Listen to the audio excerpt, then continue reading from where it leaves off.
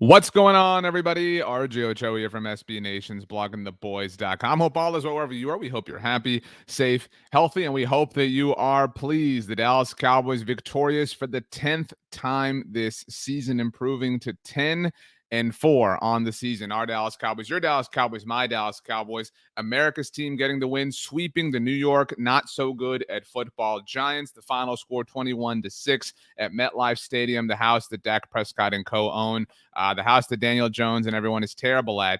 Another kind of lackluster game for the Cowboys on offense. We'll certainly get into it. A reminder that this is your post-game show. Whatever direction you want to go in, whatever topics you want to discuss, I am your puppet. You control the strings. You let me know. You steer me in our comment section. If you're watching live on the Blogging the Boys YouTube channel, please do subscribe. If you're watching live on the Blogging the Boys Facebook page, like us there and you can comment. We do also podcast this show for you as well. Make sure to subscribe to the Blogging the Boys Podcast Network. We are available on all major podcast platforms. So like I said, another lackluster showing for the Cowboys offense, and I know that that's concerning, but I think it's important to contextualize what is happening here. The Dallas Cowboys are 10-4. They can only clinch the NFC East this week if the Washington football team and Philadelphia Eagles were to tie on Tuesday, the game that was rescheduled, obviously. That's the only way that they can officially clinch the division this particular week. However, they are basically going to win this thing. I mean, it would take a collapse among collapses, and I know what you're going to say. I've seen the Cowboys be the collapse among collapses before.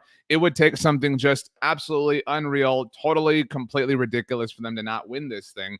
So the Cowboys very likely going to be division champions. The Cowboys can clinch a playoff berth today if either of the San Francisco 49ers who are playing right now, the Atlanta Falcons, looks like just no, that's not a touchdown. Playing the Atlanta Falcons, if the 49ers or the New Orleans Saints lose today, the Cowboys are in, at the very least, as a wild card team. But again, very likely going to win the division. And I think that's what's important here is the Cowboys obviously Cowboys have a situation going on that isn't a lot of fun, that isn't, isn't fun to watch or stomach through because the offense is so bad right now. But they are 3-0 in December. They are 3-0 in December through a 3-game road trip. The Cowboys have gone to New Orleans. They've gone to Washington. They've gone to now New York, and they've walked away with wins at every single turn. I know it feels like forever ago because it is Christmas time already, a very early Merry Christmas to you. As I say, a very Merry Christmas to you on an early basis is what I meant to say. But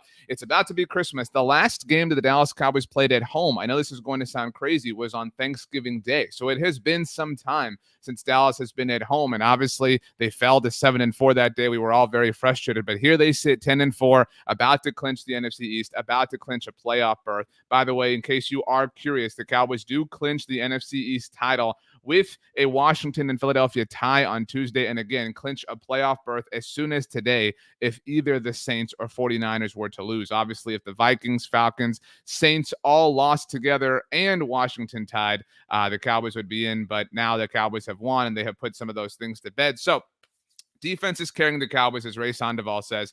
No ifs, ands, ors, buts about it. The Cowboys defense is a huge reason for their success as of late. And some of that I don't want to take away from what they're doing, but think about the three quarterbacks the Cowboys have played against right here. They played against Taysom Hill, Taylor Heineke kind of, and Kyle Allen, and now Mike Glennon and Jake Fromm. So 5 guys in that whole collective, and none of them are, legitimate NFL starters, unfortunately. But still, the Cowboys defense is playing very well. Let's see here. We've got Leonard Fletcher says 3 ugly road wins in a row. I'll take it. Totally. I will totally take it. And no one's going to apologize. Nobody's upset. Looks like the 49ers did get a goal line stand against the Falcons, by the way. So not a good start there. But nobody's upset that the defense is playing well. We're all upset that the offense is obviously playing poorly. Kevin offers here on YouTube, if I told you the defense would lead the league in interceptions before the season started, you would have thought I was nuts. Huge shout out to, can we even name? Do we have the time to name every single Cowboys defender that had an interception today against the New York Giants? Trayvon Diggs obviously has been leading the NFL in interceptions basically since the jump. Got his 10th interception. And to Kevin's point here, the Cowboys are leading the league in interceptions as a team. Trayvon Diggs is leading the league in interceptions as an individual. The Cowboys have potentially the defensive player of the year on their roster in Micah Parsons. And so I know we're all singing the songs here of praise of the Cowboys defense, and we all know that they are very good. It's this offense that we want to see kind of pick things up. And I do think this was a better offensive performance than Washington. I do think that. I think it was probably better than New Orleans, and I know that that's not saying much. I know the bar isn't very high there, but overall, it was a windy day, and that was exemplified by Greg Zuerlein. And again, I don't want to. This is what tends to happen, and you know it because you see this whether you're on Twitter or Facebook or Reddit or whatever the case may be. You end up with people who live in extremes when it comes to the Cowboys. Either, okay, they're winning, but they're awful. They're not going to win in the playoffs. They're going to be terrible. This is just another year the Cowboys are going to be one and done. Or you get the other extreme that is, why are you complaining? Why are you upset? They're winning, et cetera. This team is really good, et cetera. The truth is somewhere in the middle, as it often is in the grand scheme of life, where the Cowboys are a really good football team. They have one of the best defenses in the NFL right now, and they have an offense that is sputtering and that probably can't win them a game on their own. Now, the good news is they are getting help. The Cowboys offense are getting help from their defense, and they're getting help from across the NFL. Shout out, big round of applause to the Detroit Lions, the other silver and blue team in the NFL. That's silver and Honolulu blue, by the way. The Detroit Lions taking down the Arizona Cardinals on Sunday. The Cowboys already controlled their own destiny against the Arizona Cardinals, but this gives them room for error. Obviously, we know the Cowboys are going to host Arizona 2 weeks from today, but now the Cowboys have an opportunity to really potentially pass the Cardinals, even if they can't get it done. That will obviously make things more difficult. But the point is, Cowboys now well in contention with the Arizona Cardinals. Who knows what happens in the NFC West? Maybe the Cardinals choke that off, and the Rams are the team that wind up winning it. But again, lots happening down the road here. Carlos Valenzuela says, hey, RJ, does anyone think that the Cowboys offense is playing a rope-a-dope to try and keep teams at bay so they can unleash in the playoffs? Just wondering. Carlos, I would love to believe that that is what is happening here, but I don't think so. I think what we're seeing is a group that is pressing and a group that is clunky and a group that is awkward, and a group that kind of just can't get out of their own way. We've all been in situations, social situations in life where we just kind of can't help being awkward, right? Like you ever do something and you ever say like, why did I do that? Why did I say that? What was I thinking here? That's kind of who the Cowboys are right now. They're just this awkward collective. They keep getting off on their left foot and they keep saying the wrong thing. They keep fumbling. Obviously, no pun intended there, but the Cowboys offense is really bad right now, and they're trying to overcompensate. You saw there at the very end, the Dak Prescott fumble. What are you doing, Kellen Moore? You're up by 15 in the fourth quarter. There's no need to swing for the fences and try to hit a home run here when you have been ultra conservative all game long to this point. I don't understand what Kellen Moore is doing. A long time ago, it feels even longer, Kellen Moore once said that the Cowboys' MO on offense was to aggressively attack what opposing defenses are giving them. We have not seen that from the Dallas Cowboys. We have seen the opposite of aggression. We have seen regression. We have seen a conservative nature, a conservative approach, a conservative MO all the way around. Kellen Moore has gone back into his shell, and that has been something that is hurting this team. Now, there are other things at fault here, not just Kellen Moore, but as Loving Fighter 123 says, Kellen is calling a way too conservative game plan. Where's the deep shot on first down? Why is everything a slant? Kellen Moore is incredibly predictable at this point. It's slant routes, it's screenplays, it's runs, it's, draws. I mean, Kellen Moore is just completely, totally predictable. He is exactly like right now, and I hate to say this, I wouldn't say it unless I was totally serious. Kellen Moore is embodying the offensive coordinatorness of his predecessor in Scott Linehan. That's who Kellen Moore has become. Incredibly predictable, incredibly stale, incredibly conservative, not using the elite weapons that the Cowboys have on offense. We all believe that this offense has a lot of weapons, right? Amari Cooper, CeeDee Lamb, Michael Gallup. We'll get to CeeDee Lamb, by the way. Don't worry about that. And the Cowboys just refuse to use them. The Cowboys have a Ferrari in their driveway, and they all are in their garage. Excuse me, not in the driveway. And they'll only drive it in the neighborhood at 20 miles an hour. That's the way they are.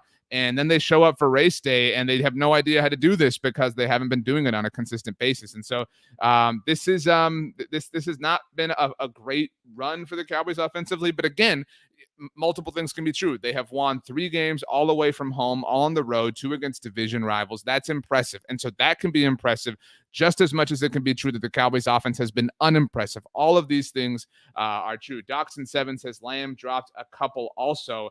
Let's go ahead and get to winners and losers. Again, if you have any winners or losers or honorable mentions from Sunday's win over the New York, not good at all at Football Giants, please let us know. I don't think it's any surprise. We'll start with the losers because the Cowboys are the winners. We want to end on a positive note here. Kellen Moore is my top loser. Again, second week in a row. Actually, last week, Dak was the top loser. Spoiler alert, I do not have Dak Prescott on this list.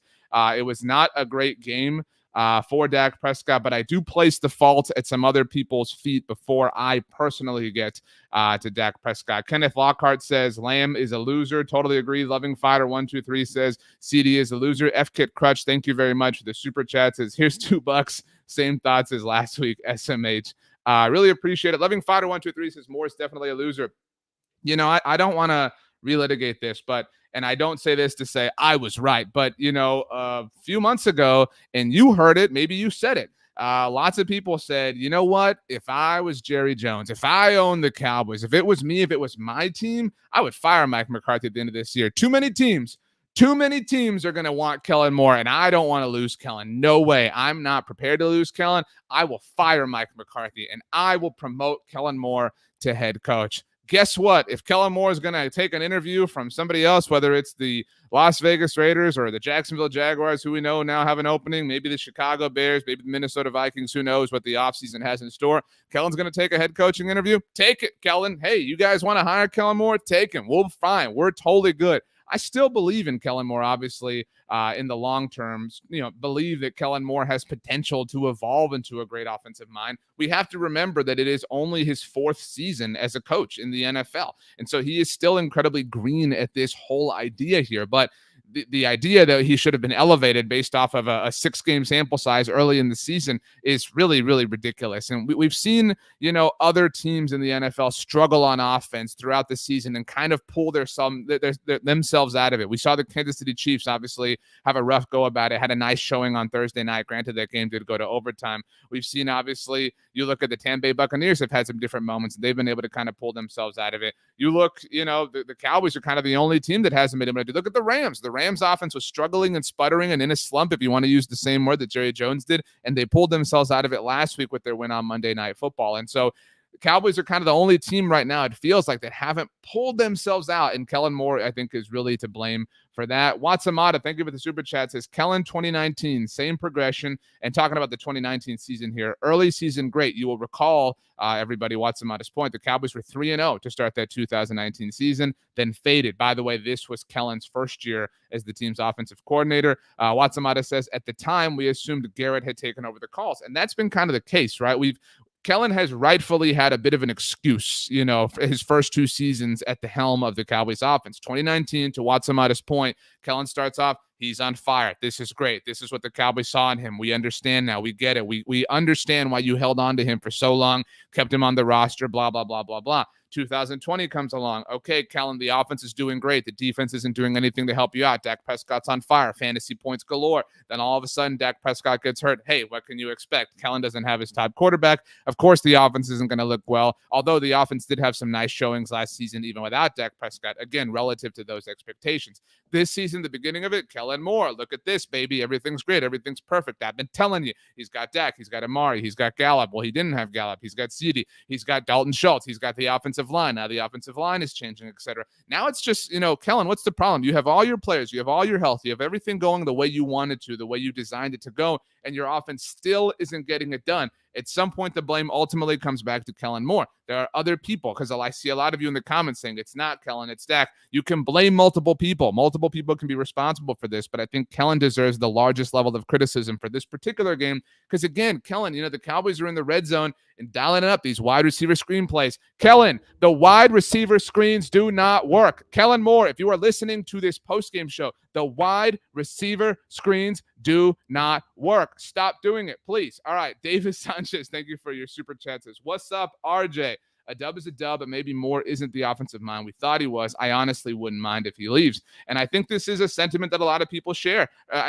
Look, we all kind of believe that same offensive mind is still within Kellen. We all believe he can ultimately blossom into that same person again. Maybe he's like a phoenix. He's going to rise from the ashes like Fox in Dumbledore's office. But right now, it's really, really, really hard to see that happening. Right now, if anybody wants to take Kellen Moore off our hands, good.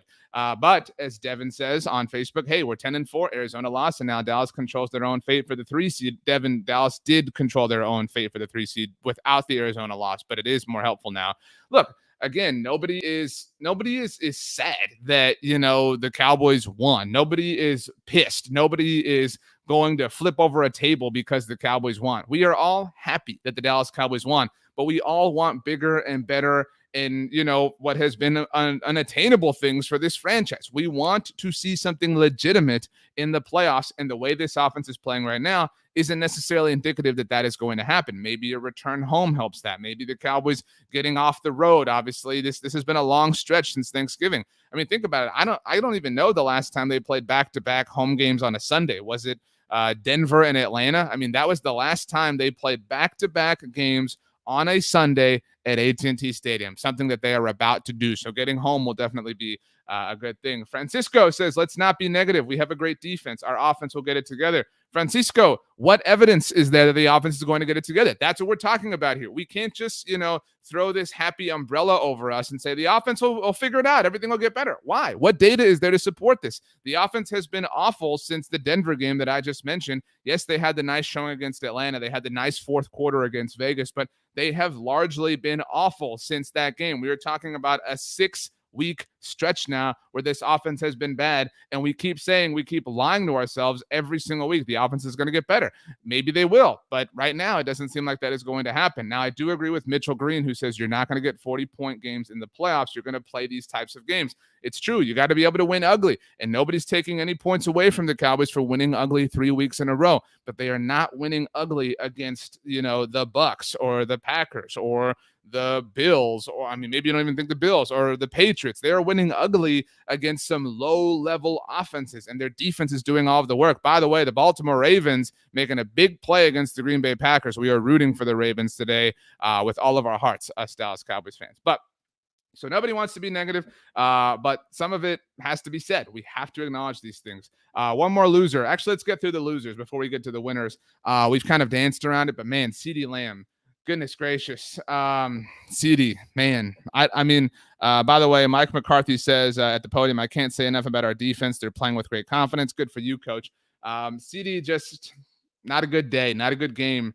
Not a good day at all. Kenneth Cook, thank you for the super chats, is one and done in the playoffs. Loser Jerry Jones. He hired these coaches. I think the coaches are awesome. I think the only coach that is suspect right now is Kellen Moore, but Dan Quinn is awesome right now. I mean, Mike McCarthy is awesome right now, and nobody's going to give Mike McCarthy any credit. That's the weekly exercise we go through as Cowboys fans. Everyone's going to say that McCarthy does nothing. McCarthy's just there. McCarthy is just a figurehead. McCarthy, blah, blah, blah. Mike McCarthy's Dallas Cowboys are 10-4. And they are 10-4 because of the team, the roster, and the coaching staff that he has built.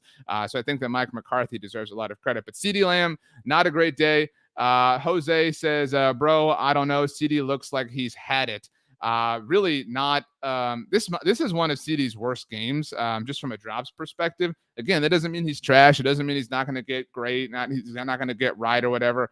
But, man, this was not good from CeeDee Lamb. I think CeeDee had a worse game than Dak. I know a lot of people want to blame Dak, but I think CeeDee by far had a worse game, individually than Dak Prescott did. And it was just unfortunate. We've come to expect big things from CeeDee Lamb, and the truth is he might not be ready for them. He's still only in his second season. Brian, thank you for the super chat. Says offense was decent outside of the red zone. That's true, but the red zone obviously matters. I think Dak needed to reestablish the short game to build rhythm and confidence. Good win, covered the spread. Brian talking about the most important thing for those of you out there who believed in the Cowboys, by the way. That spread grew to 11.5 at one point on the season. But look, I mean, by the way, Doxson 7, Dallas, look, this take is so silly. Doxson, I love you. Dallas won today, not losers. Come on, people. It's okay, Doxson, to say that the Cowboys won, but they have some things that can be fixed. They have some things that can be better. We're talking about winners and losers and honorable mentions in the context of how they contributed to this win. Watsamata says Amari was invisible today, still dealing with injury. I mean, I think the passing game as a whole was invisible. I mean, I would say the only thing, even Michael Gallup was invisible. Had the nice start early on, but then just kind of faded. The only person in the passing game who really made a difference was Dalton Schultz. And maybe the Cowboys just wanted to kind of rely on the run game, and it did work out a lot better today in some capacities. We'll get there. But the passing game just wasn't there to be had, and neither was the kicking game, our third and final loser, Greg Zuerlein. And I felt bad, honestly, putting Greg Zuerlein on the losers list. Missed 2 extra points, and that's tough. I mean, if you miss 2 extra points, dude, you're going to make the list. But, it's a windy day, so I'm kind of willing to give him a little bit of benefit here, give him a little bit, of stuff, but I mean, whatever. Anyway, Paul, I love this comment from Paul. Thank you for the super chat. Paul says McCarthy with the Diggs interception challenge. Give him credit. This is such a great point. Paul is a winner here today. Mike McCarthy, I loved that challenge. Cowboys were up 21-6. Trayvon Diggs comes up with the interception. This is right after the Dak Prescott fumble. So, I don't think any of us were worried that the Cowboys were going to lose that game, but Trayvon gets this interception. Mike McCarthy throws the flag. I don't know if Mike McCarthy throws that flag if it's a 21-all game. You get what I'm saying? But because it's 21-6, because you kind of have nothing to lose, if you throw the challenge and it's overturned, great, you win the challenge. If you throw the challenge and it's not overturned, oh, well, you lost a timeout. You're probably going to win this game anyway. It's a great can't really lose challenge for Mike McCarthy that he wound up winning. And he wound up giving Trayvon Diggs his 10th interception of the season. Mike McCarthy is somebody who understands the rhymes and rhythms of the game. So spare me. You're like, oh, Mike McCarthy let the clock run out at the end of the first half. McCarthy knows what he's doing. He's not this idiot that a lot of people think he is. Mike McCarthy did a great job, obviously, in this particular game against the Giants. He's done a great job all season. This is, proof positive that Mike McCarthy is a great head coach. So loser, Greg Zerline, I'm glad to see we could get through our losers nice and early. All right, winners. Who were your winners? Now let's get positive. Let's think positive. Speaking of positive, who you got as your winner? All right, we have 5 winners to discuss here. I'm very curious to see if you have the 5 that I have. I'm going to assume you have a couple.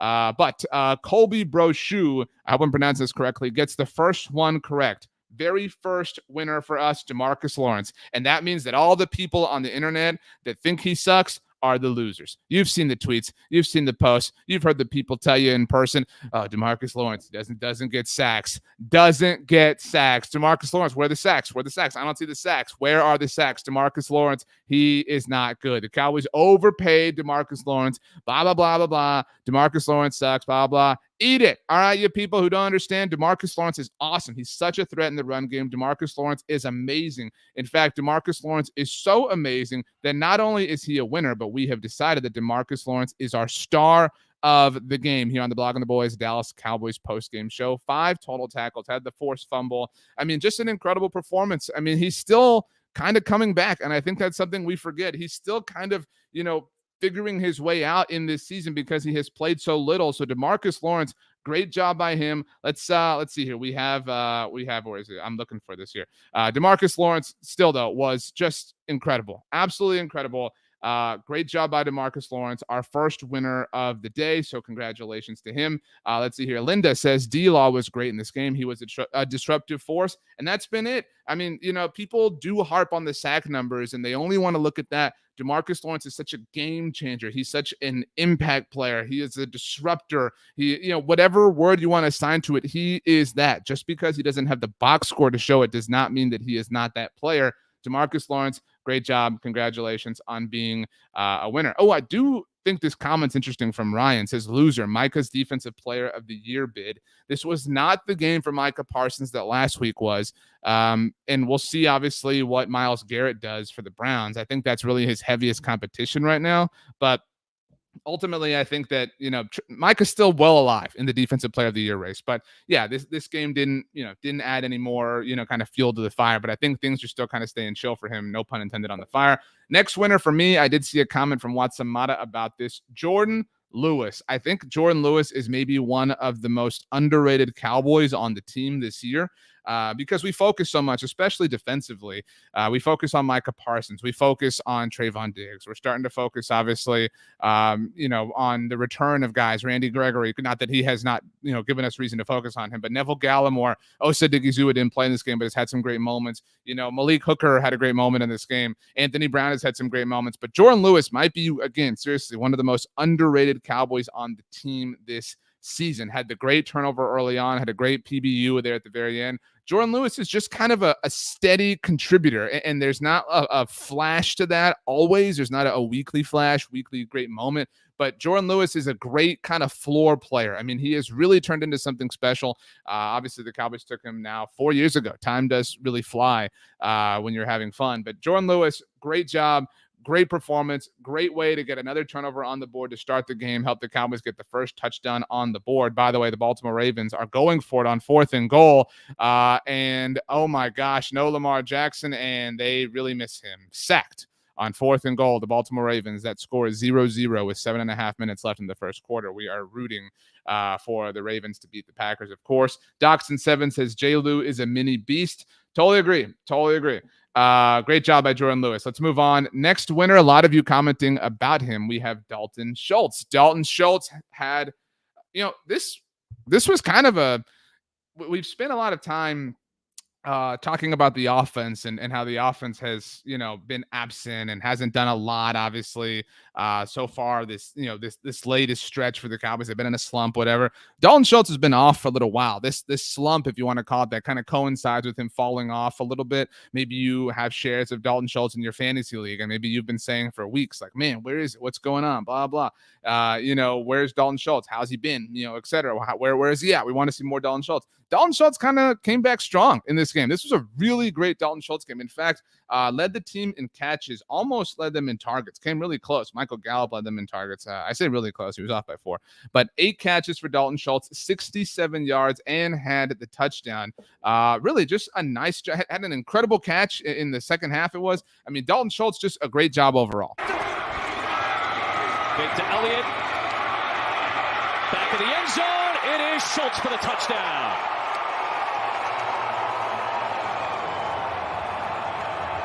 Cowboys cash in and extend the lead. He has become incredibly reliable for the Dallas Cowboys, Dalton Schultz has. So nice to see him score. Nice to see him get back into the mix. Good for him. I do like this comment, by the way, to circle back to Jourdan Lewis from Watsamata. Just talking about Jourdan Lewis, because I do think this is necessary. Thank you for the super chat. It says, true confession, I really bagged on giving Lewis a decent 3-year contract this offseason. I was wrong. Well spent money. That's such an important thing is, when the Cowboys extended Anthony Brown, there are those deals that we do tend to criticize, and we do tend to say, why are you bringing this guy back, etc. Jourdan Lewis, great floor player. You need those guys. You can't have 53 superstars on your team. And Jourdan Lewis has had a really, really solid run as of late, back-to-back weeks with the forced turnover. He had a great play in the Saints game as well. I mean, look at this. This is a great job by Jourdan Lewis. Right here in the center, that's DeMarcus Lawrence inside. Nice little pass rush move. When you create pressure, what happens? Tips, overthrows, that's what happens. Hits the arm right here, ball in the air, and that's using an out. Great job, Jourdan Lewis. Let's see here. A couple of comments I want to get to. Bleeding Blue 309 says Schultz is a liability in the run game. That's so ironic, given that Schultz's kind of thing early on was that he was a better blocker. So interesting. Ricky Shaw says cut Jarwin and keep Schultz, or draft a tight end and pick up in free agency. Sean McEwen is part of the mix, but Dalton Schultz is set to be a free agent. So we will see. Cowboys have a lot of hard decisions to make in the offseason. And I know that you're going to say keep this person, blah, blah. They're going to have to figure out what they want to do, or how they're going to go about keeping, if they want to keep all of them, Dalton Schultz, Michael Gallup, Randy Gregory. I mean, that's the tip of the iceberg. I mean, there's a lot for them to figure out, obviously. Kenneth Cook says, RJ, what do you think the offense needs to do to get back on track? I mean, it sounds so cliche and it sounds so lame and overarching, but they have to stop being so predictable. They have to stop with the wide receiver screens. They have to stop just, trying to force the inside run. It's not there. They have to stop trying to force things that are not there. And that's been something they have not been able, or at least not been willing to do over this last little stretch here. I say a little bit, it's been a long stretch at this particular point. So tough cookies there, but Dalton Schultz, congratulations on the win. Next win here, we have 3 winners in case you joined us late. So far, we have DeMarcus Lawrence, Jourdan Lewis, and Dalton Schultz. We talked about this a little bit. In fact, you guys talked a little bit about it. Tony Pollard did not have Zeke on this game. I don't think we should put an enormous amount into this, but Zeke had 16 carries for 52 yards. Did have the touchdown early on to get the party started, an average of 3.3 yards per carry. Meanwhile, Tony Pollard in his first game back from injury, 12 carries, 74 yards, did have the long one there at the end. That was kind of nice, long of 17. Zeke's long run was 13 yards for what it's worth. But again, Zeke averaging 3.3 yards per carry, Tony Pollard averaging 6.2 yards per carry. I don't want to turn this into a Pollard versus Zeke discussion. That's not the point here, but I thought Tony was really great, especially coming back from injury, especially given that this was a game where the Cowboys were kind of relying on the run, trying, to keep, use the run to kind of keep their offense afloat since the pass wasn't working. But man, Tony Pollard is really, really good. I I think we still somehow underrate him. By the way, Kenneth Cook says, will Pollard get paid this offseason? Pollard is not a free agent in the offseason, so he's not going anywhere. We don't have to worry about that for over a year from now, at least the offseason of 2023.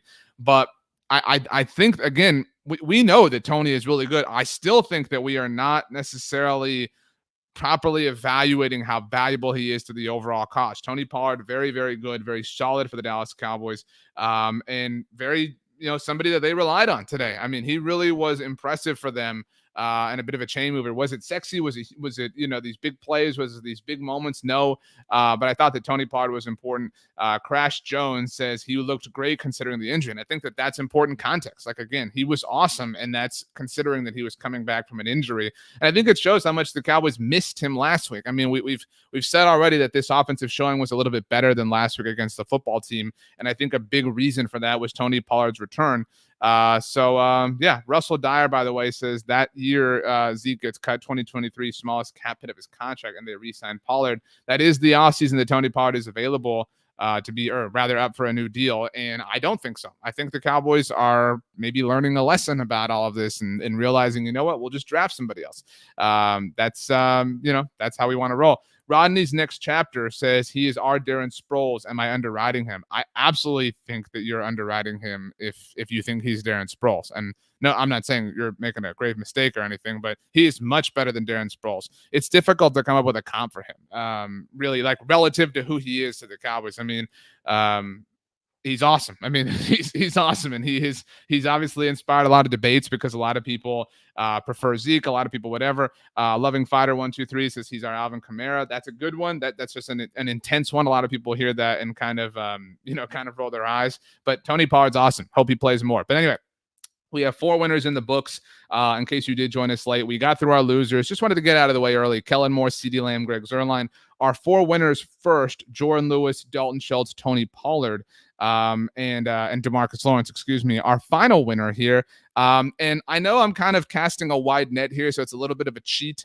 But team defense, this was a great defensive effort. And I know that DeMarcus Lawrence and Jourdan Lewis already made the list. I did want to give them a little bit of love just because I felt like they deserved it on their own. But we're talking about, a defense that really got after the quarterback today. We had, let's see here, sacks from, we had Neville Gallimore and Dorrance Armstrong with half a sack each. And so not a big sack party, but lots of turnovers. I mean, a lot of turnovers, that the Cowboys had, which is something that you're never going to be upset about, obviously. I mean, Trayvon Diggs had one at the end because why wouldn't he? Trayvon gets interceptions every single week. Again, 10 interceptions for Trayvon Diggs. Let's take a look at number 10. Tons of pressure around Glennon. Escaping, underthrowing, and that's the wrong man to underthrow the ball to. Trayvon Diggs could not complete the process. It's going to be ruled incomplete. Kenny Golladay was the intended target. That almost ended up being number 10 for number 7 this year. Well, it comes down to pressure right here. You see number 11, that's Micah Parsons creating the pressure, the escape, and then this is, like you said, the one guy, great ball skills. And that's just Kenny Golladay playing defense right there. Credit Golladay for that. He knocked it away from Diggs. Otherwise, that's an interception and a touchback. Yeah, Diggs running the route, and Kenny. It has been often said that Trayvon Diggs is a wide receiver playing DB. That was some serious ball skills right there. Kevin says, I was surprised they overturned that one. This did have to be overturned. I don't know, maybe you missed the game or caught it late or something and you didn't see, but this play did have to be overturned. It took a Mike McCarthy challenge, as mentioned. Dean Blandino, in his infinite wisdom on the broadcast, said that was a play that he would not have overturned. We know, Dean, we know how you feel about the Dallas Cowboys. Thank you for offering your input. We could have lived without it, though. But anyway, Caleb says if Diggs can pull in 2 more picks, it'll put him first in franchise history for single season interceptions. That's true. Trayvon is 1 interception away from tying the season record for interceptions for the Dallas Cowboys. An incredible season. Nobody is, nobody's going to deny that. And a lot of people ask whether he's eating into Micah Parsons' defensive player of the year candidacy. I don't think so. It's a great thing to have. Cowboys have a lot of defenders, have a lot of guys whose jerseys we want to buy. So Trayvon Diggs, great job. Another interception. But it was a great day. I mean, on the subject of team defense, I mean, we talked about DeMarcus Lawrence and Jourdan Lewis and Trayvon Diggs now. Neville Gallimore we mentioned, Dorrance Armstrong we mentioned. Leighton Vander Esch had an okay game, almost had the turnover early on. I do think that the officials got that right ultimately on review, but I understand if you disagree. Malik Hooker, Anthony Brown. I mean, Anthony, got beat a little bit there, but I mean, overall, really, really nice game for the Cowboys defense in the overall. And so we've been hard on this defense at times over the last few years, and they've really gotten it right. I think that Dan Quinn obviously deserves an enormous amount of credit. I think Mike McCarthy deserves some credit. I know he's an offensive coach, but still, I think he deserves his fair share. But Dan Quinn has been awesome. Watsamata says team defense did all that without defensive line depth players. Osa, Dickey-Zua, and Tristan Hill too. Great point by Watsamata. Both Osa and Tristan Hill were placed on the reserve COVID-19 list on Saturday.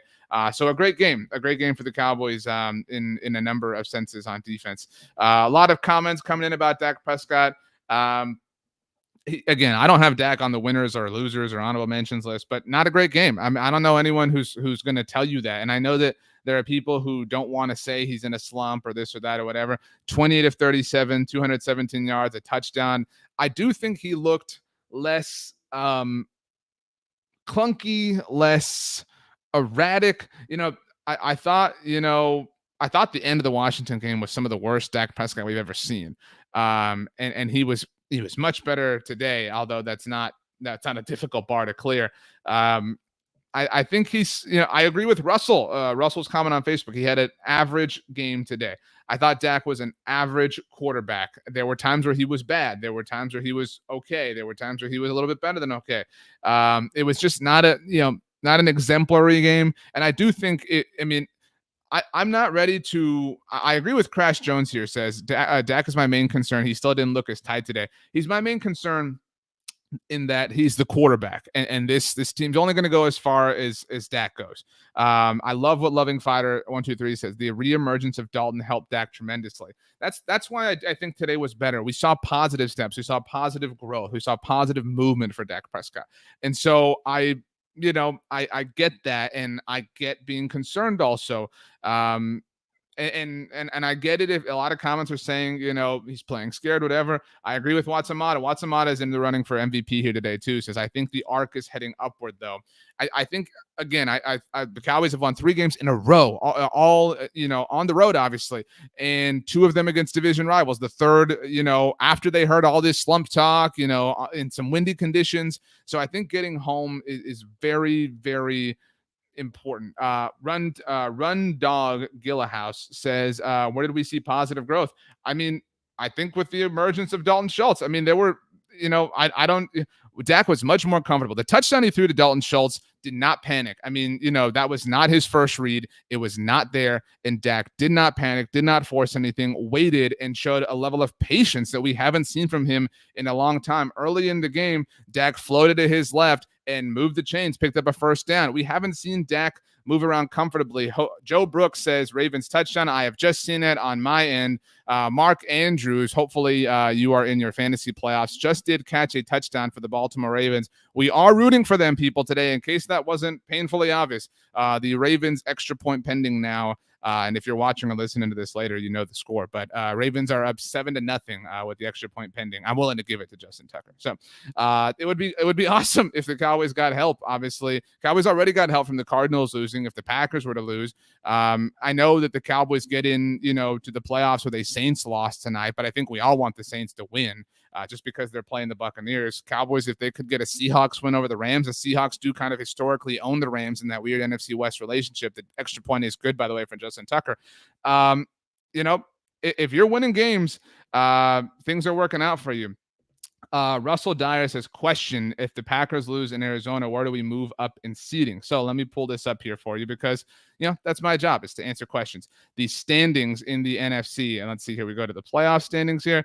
Green Bay, if they lose today, their conference record obviously would remain unimpacted. They're 8-2 in the conference. The Cowboys are 8-1 in the conference for what it's worth, a slightly better winning percentage, and they do have a higher strength of schedule than the Green Bay Packers. The Cardinals are 6-4. In fact, for anyone curious right now, and let's get some celebratory, hand clapping emojis. As of now, and at week's end, the Dallas Cowboys are the 3 seed because of the Cardinals' awful record against the conference. And I know we all celebrated by the Cowboys losing to the Broncos and the Raiders, and not celebrated, but we contextualized it saying if you're going to lose to the opposite conference. The Cowboys have a sterling record in conference play. The Cowboys, again, their only conference loss is to the Buccaneers, but they are 10-4 along with the Cardinals, and the Cowboys 8-1 in their 9 NFC games so far. The Cardinals are 6-4 in their NFC games so far. So at present moment, the Dallas Cowboys are the 3 seed and the Arizona Cardinals are the 4 seed. George says, are you going to mention the concerning CeeDee drops? George, this is a live show. I don't want to be this way, but we did talk about this. That's the virtue of it being a live show. We did talk about CeeDee Lamb. It was one of his worst games. We had him on the loser list. So not a great day for CeeDee Lamb. But yeah, so Cowboys 3 seed at the moment. They certainly control their own fate. And so that's nice to see. But Dak Prescott, to get back to the subject at hand, hopefully it gets better, especially for that Cardinals game in 2 weeks. We do have 2 honorable mentions to get to today. The first one I think is, it belongs to a player, but it kind of, I don't want to give credit to the coaching staff for this because they fixed a problem that they created. But first honorable mention, Connor Williams. Cowboys went back to Connor Williams at left guard. Much better than Connor McGovern. They finally did it. But then they brought Ty Nsekhe in at left tackle over Terrence Steele. So I don't understand. I have yet to hear. I tweeted this during the game. Tough news. I just got this alert, and I'm seeing this tweet right now. We saw at the very end of this game that Sterling Shepard, the wide receiver for the New York Giants, went down with injury, and the Giants have just announced that Sterling Shepard has a torn Achilles. He is obviously done for the rest of the season. That sucks. We hate, division rivals. We never want to see anybody else get hurt, or anybody get hurt rather. So, tough situation. Certainly hope Sterling Shepard gets healthy over the offseason and gets right for 2023. But yeah, I don't know what the Cowboys are doing at offensive line. I have no idea why they're changing tackles and changing guards and making decisions and blah, blah. It's difficult. There's no rational explanation for what is happening here. MyCast 2011 has said something that a lot of people are saying. Honorable mention, Brian Anger. You know what? Honorable mention, Brian Anger. He's great. He might be a Pro Bowler, honestly. Brian Anger has been playing really well for the Cowboys, so good for him. Great job. I agree with Kevin. Never should have pulled Williams. I don't know. The Cowboys have Mike McCarthy's talked so much about consistent. That's the one area where I think Mike McCarthy is really deserving of criticism. Is he has talked so much about consistency along the offensive line, how important it is, blah blah blah, etc. And they're purposefully changing the level of consistency along the offensive line. So it's tough cookies. But final honorable mention, not a winner, but Micah Parsons. We've kind of grown to expect, Super Saiyan games from Micah Parsons. And so when that doesn't happen, it feels disappointing. Micah had a fine game, and Micah had, honestly, maybe the most impressive moment of the game. Micah Parsons, floated out in coverage early on in this game and had a nice PBU. 3rd and 5. Glennon looking for the back, and it's Galladay on that top side.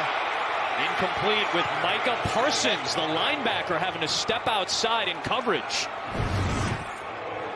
Well, you see, this is just Micah Parsons. Watch the intelligence here. He sees his guy pick off the cornerback, Anthony Brown, and what does he do? He just instantly adjusts to the outside. Instinct. That's what makes him amazing, guys. This guy can rush the passer. Great job. He's a freak. Micah Parsons is a freak. He's a football freak. He's amazing. He can play, defensive end. He can play linebacker. He can play defensive tackle. He can play corner. He can play safety. What can Micah Parsons not do? By the way, the 49ers Brandon Ayuk, huge play. That game is tied at 3-all in the second quarter. Again, 49ers loss clinches a playoff berth for the Dallas Cowboys. So we're rooting. We'd rather have a 49ers loss than a Saints loss, just because we want the Saints to beat the Buccaneers tonight. But the Packers backed up near their own end zone on their own 11-yard line. So hopefully the Ravens are able to take care of business there as they pick up a first down. That sucks. But anyway, Let's see here. I love this comment here, by the way. Let's find it. Burmy Star says the smarts to make the switch was impressive. The athletic ability to get there, unreal. Talking about Micah Parsons. I love that the Micah puts his hands out. I mean, he's such a smart, instinctual football player. You're not going to get called for pass interference that way. I mean, because he puts his hands out early on. He puts his hands out as soon as he sees the receiver get his hands up to make the catch. Micah Parsons has a level of understanding about football that really is incredibly rare. And we see that on a week-to-week basis. And it's, we talk so often, it's difficult to put words to Micah Parsons and how good he is. And I mean, man, he's just special. I mean, Crash Jones says, I'm sorry, I lost it. Says, ladies and gentlemen, we have a generational player. Paul says, great awareness by Parsons that to recognize the coverage and break off to prevent the touchdown. I mean, it's real. It's very real. Jesse Rodriguez says 11 is not what we wanted, but 11 is what we needed. And I know there's a lot of Cowboys fans who want to say, I wanted Micah Parsons, etc. There's a lot of, and it's okay. It's okay to say you wanted Patrick Surtain. He's been awesome too, but that you're very happy with the way it worked out, which I think we all are. Dak Prescott, now at the podium, said, certainly not to our expectations and our standards, so still room to go. Hey, we know. So hopefully things work out. Caleb Swanson said future Hall of Famer Micah Parsons. I agree. Loving fighter 1-2-3. Another great point on Micah's play. Micah even tried to face the ball at the end. Pay attention, Anthony Brown. If you do not play the ball, you are going to get called for defensive pass interference every single time. Every single time. Valentino says Micah Parsons, Cowboys MVP of the season. Totally agreed. Micah has been exceptional. Something I did want to highlight here, because we've had some, negative moments here. We're wanting to see the Cowboys be better, certainly on offense, but the Cowboys did win. The 49ers getting closer to the end zone, by the way, but Cowboys did win. Cowboys got their 10th win of the season, their third in a row on the road. So that is worthy of some celebration. Not only are all of these things true, but they got a road divisional win, their second in a row. They only have one road divisional game left this season. And what's more is the Cowboys swept the New York Giants. And that's always a good thing, right? We hate this team. By the way, this was the first game that between the Dallas Cowboys and New York Giants that did not feature Jason Garrett in any capacity since 2006. That's pretty crazy when you think about it. But the Cowboys swept the Giants. And I think it's important to note and to pay attention to when we put this out on social media, if you saw it before you jumped on the show. 5 years ago, the New York Giants took a photo on a boat, one mode of transportation. Since that photo was taken, the Giants have lost 10 games in every season since. The New York Giants have lost 10 games every season. That is 5 years in a row since this photo was taken. All right. 5 straight years of double-digit losses. All right. They have not just not been a playoff team. They have not just had losing records. They have had double-digit losses in 5 straight years. The New York Giants are cursed. John Mara couldn't even give away medium sodas to every person in the building today. Come on, John, you got a lot of money. Throw it around. Give people some sodas. Upgrade them to a large, why don't you? All right. The Giants have lost 10 games rather in 5 straight seasons since this photo was taken. They are among the worst franchises in all of professional sports. They're among the most losingest franchises in all of professional sports. The New York Giants, to be simple, suck. All right. So just wanted to get that out there. Just wanted to, just wanted to say, just wanted us all to kind of gather around the campfire and say that. So, just important. Let's see here. Zach Leatherman says, apologies for last week's comment. Anyway, Dak played well, IMO. Oh, we've got a Dak proponent here. Play calling was so-so, but overall, this was a better game offensively than last week to me. Agree with you, Zach. And that's why Dak did not play great. None of us are feeling awesome about the way that Dak played, but it was improvement. And it's we're talking, not microscopic, but we're talking small levels of improvement here. And so I think that Dak played well enough to give us hope that things are going to work out, or gave us a reason to have hope at the very least. But it was tough. It was not the game that we want to see, but it was a step in the right direction. Playing at home now should be a nice cure. And again, the Cowboys are 10-4. They are basically NFC East champions. So lots of good going on, but I do agree that he played well. Let's see here. I saw a comment I wanted to get to. Burmy Star says low-key honorable mention. Jalen still playing his trade. Good for him. Jalen Smith did play in this game against the Dallas Cowboys for the New York Giants, wearing number 45 for the G-Men. In fact, I think this is true. I don't have any like research to back this up. I believe that Rod Smith and Jalen Smith are the first brothers to ever play for the same team and both wear the same number. Rod Smith, when he was a member of the New York Giants, wore number 45. Jalen, his younger brother, both obviously also played for the Cowboys. Jalen now wearing number 45 of the New York Giants. That's pretty cool. It's pretty interesting. So, good for Jalen Smith, finding another job. Good for him. Let's see here. Martin Santos. Now everybody's talking playoff matchups. The Packers. Martin has a comment about the Packers. Marquez Valdes-Scantling, huge gain for them. Martin says, I want Green Bay in Lambeau. Our home field is not an advantage. Let Rodgers play in cold too, not in Arlington. Here's the thing, Martin. And shout out to a friend of the show, Bobby Belt, who had some great news that came out, by the way, on Sunday. Congratulations to Bobby Belt of 105.3 The Fan. Very good friend of mine. Happy to see him. Very proud of him. But Bobby has tweeted this out before.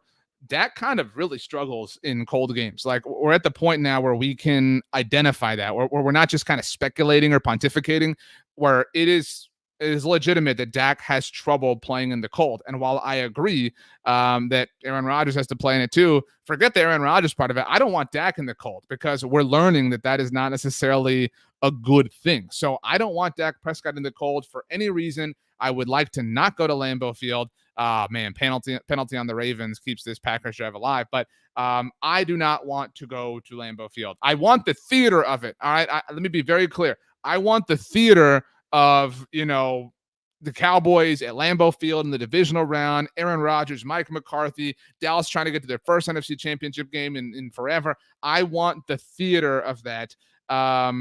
But I'm terrified of the reality of it just because the Cowboys don't play well in the cold. Jourdan says we are 100% a dome team, and that's okay. Let's just admit what's true.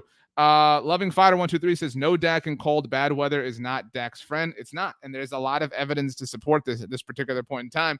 I think that when you look at this now, and I mentioned this, and the week is not over. To be very clear here, we're having this conversation live. This is our live postgame show. So the rest of Sunday's games have to play themselves out. So do the 2 Monday games and the 2 Tuesday games now. But the Cowboys are the 3 seed, which means they will not host at least if the season ended today, they would not host the 49ers. In fact, the Cowboys would host the San Francisco 49ers if that were to play itself out. That's a nice start to the playoffs. I think so. I mean, right? Like, I think we'd all rather play the 49ers than the Rams. And so if they can get through to there, they're probably, going to Lambeau Field. But I mean, maybe they're not. Maybe the 2 seed right now, the 2 seed is the Buccaneers. Maybe they were to lose that game. Who knows? You never know how things work out, obviously, in the playoffs. But this is let's see here. Caleb Swanson says, if Green Bay loses, do we move up today? I don't believe so. Or the Cowboys might actually, just because they have a better conference win percentage record and they have a harder strength of schedule. So they might. But ESPN's formula or predictor has been off at times this season. But still, the point is, the Cowboys are improving in their standing, and we'll see. Look, Tampa could lose tonight. Tampa has not played well against the Saints historically with Tom Brady. Not that there's a large level of history there, but it's been a good day for the Cowboys. And I know that it feels like things have not been good as of late because the offense has been so sputtering. Let's remember here, the Dallas Cowboys have won 3 games in a row. All right, they have won 3 games in a row. Today is December 19th, and they are undefeated this month. They have 3 games left, and 2 of them are against teams with below 500 records. They have 10 wins. They are basically an inch away from clinching an NFC East title. I mean, it could be a lot worse. All right. And I know I've kind of been all over the place here because we want and that's, we say this a lot. Multiple things can be true. All right. Multiple things. It can be true that life is pretty sweet right now for the Cowboys. Tomorrow's Victory Polo Monday, for goodness sake. All right. Life could be pretty sweet for the Cowboys, and that the offense needs to get it together. Both of these things can be True. And we keep saying this, but if the offense gets it together and not even like lights it up, but if the offense gets to just being pretty good again with this defense, man, we're all excited, right? If the offense can get to a legitimate level, we are all really excited about what the playoffs could bring for this team, because especially with their playoff positioning improving. I mean, think about it. After Thanksgiving, it felt like, man, this team's going to barely win the NFC East. And not even after Thanksgiving, we were worried that the Eagles might come back into play, but they lost to this crappy New York Giants team the Sunday after. So things have changed a lot since the Cowboys last lost a football game, which also goes to show how quickly things can shift the other direction. Right now, the Cowboys are doing really well. They've won 3 games in a row. The Cardinals have now lost 2 games in a row. So the Cardinals have come back down to earth. The Packers are losing to a Lamar Jackson-less Ravens team. Granted, I think they probably are going to wind up winning this game. But still, life can change really quickly in the NFL. So enjoy it. Let's enjoy it. I mean, I think that goes without saying, but let's enjoy where the Cowboys are at. Bleeding Blue 309 says 3 games in a row against bad teams and bad quarterbacks. I agree with that point. However, if we think about the 4 games the Cowboys lost, right? If we really think about it, they lost to the Tampa Bay Buccaneers on opening night of the season in the same stadium that the Buccaneers won the Super Bowl, in their first game in that building, with all their fans back for the first time in over a year, right? That's the first game they lost, and they almost won. Then they lost to the Broncos, and while the Broncos aren't exactly a great team, the Broncos are in the playoff mix in the AFC. Right? Then they lost, obviously, to the Kansas City Chiefs, and that was frustrating. But right now, the Chiefs are the top seed in the AFC, who also have been to the last 2 Super Bowls, right? So some of the Cowboys' wins are starting to look better. Some of their losses are starting to look better. They lost to the Raiders. That one's hard to defend. But of the 4 games the Cowboys have lost, 3 of them are to would-be playoff teams. 2 of them are definitely to playoff teams.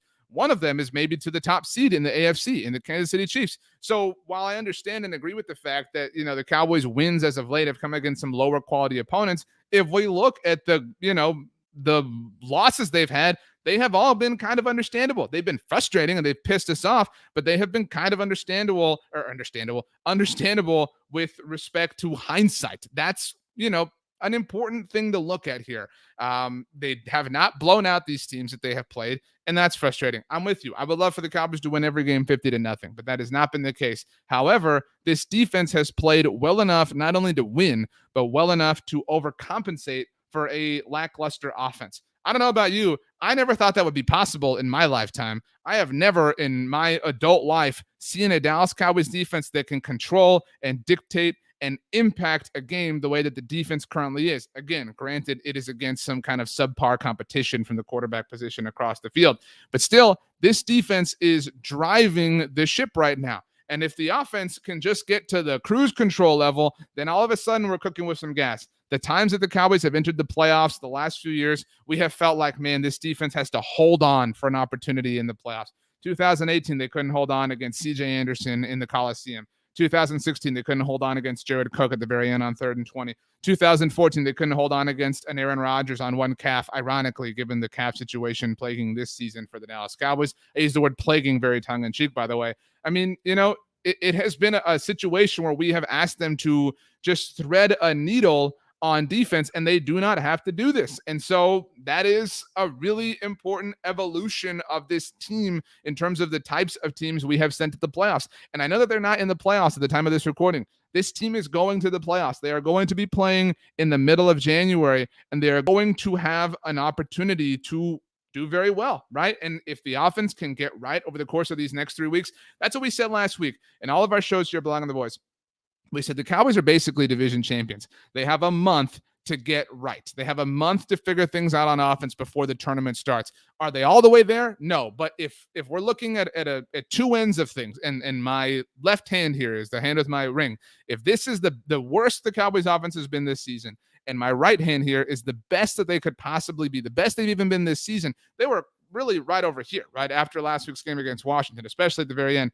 I cannot deny, and I don't think that you can, that they took a step. I don't know how big of a step it was, but they took a positive step today against the New York Giants. And so if they can take this step today, They could take another step next week against Washington. They could take another step 2 weeks from now against Arizona, and then maybe one more final step against Philadelphia in Week 18, and we'll see if that game even holds meaning. If they can do all of those things, and they can be at a place when the playoffs start that I think we think they can have some success with, and that's exciting. That's all you can ask for. It's a long season. It's so difficult to get here. They have won 10 games. That's such a difficult thing to do in the NFL, but they have done it in spite of a lot of challenges. They've had a game without their head coach. They've had many players that are injured, players who were injured for a majority of the season, players on the COVID list. They've had all sorts of hoops that they've had to jump through, and they are still sitting here the week of Christmas with 10 wins under their belt. Matthew says they took 0 steps. I disagree. I think the offense took some, they might have been baby steps, but I think they took some steps on Sunday in New York, which, again, we're not measuring this positivity. I think it was positive growth. And I think that's what, we have to hopefully hope is the sign of things to come. Yeah, Cowboys are about to be division champions. They might be a playoff team at the end of today. We will see if that ultimately happens, obviously. If it does, we'll keep you updated here at Blogging the Boys on our YouTube channel, our podcast network, bloggingtheboys.com. So stay tuned. If the Cowboys do clinch the playoffs or a playoff berth today, we will go live on our YouTube channel to kind of celebrate, talk about the playoff field, etc. So be on the lookout for that.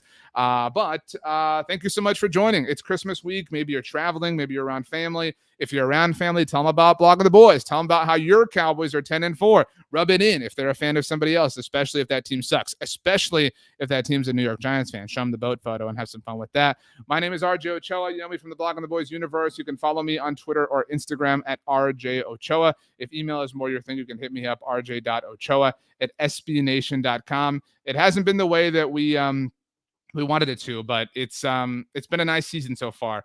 Nate Yuan, thank you for the super chat. Says last 20 months, broke leg, lost his brother, injured calf, rotating offensive line, and 2 injured running backs.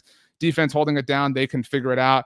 Talking about Dak Prescott, obviously, and the challenges that he has faced. Yeah, I mean, that's important context. Dak Prescott has fought through a lot to get here, and his Cowboys, his team, our team, is right there. We're in line. You ever like in line waiting for something like to maybe it's a movie or a release or something like that, and you're in line, you just got to wait for the doors to open. We're in line. We are guaranteed a seat, basically. We just got to be patient and hope things work out, hope things materialize and crystallize a little bit better. But thanks so much for joining us, everybody. We will be here obviously throughout the week. Got lots of stuff coming your way. Got highlights on Monday on the Blog of the Boys YouTube channel. We'll have Dak Watch coming as the week starts as well. And then we'll do this whole song and dance again and get ready for the Washington football team and hopefully for win number 11. Thank you all for joining us. If we don't talk to you, have a very, very, very safe, very happy, very Merry Christmas, Happy Holidays to you and yours, and we'll see you next time.